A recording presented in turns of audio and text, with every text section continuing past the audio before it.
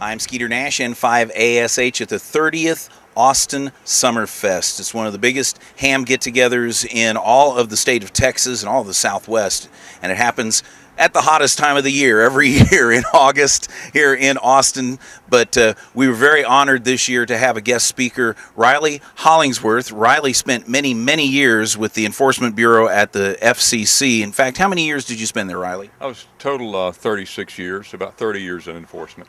A lot of changes over those years, don't you say? A lot of changes and a lot of good changes too. Absolutely.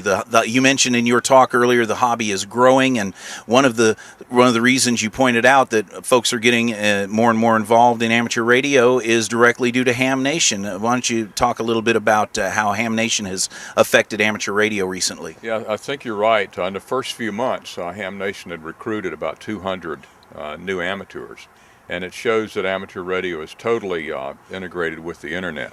And it's a great place to send prospective recruits into amateur radio to a location where they can see all the programs and all about amateur radio. And I know it's an awful lot of work. I can't imagine how much work it is to do a 1 hour a week program of that detail and that quality. And I appreciate all of you guys that do that. You have benefited amateur radio far more than you realize. I hear about it all the time, and I refer a lot of people to it. And it's just one of the best things that's happened to amateur radio in many years. All right. Thank you, Riley.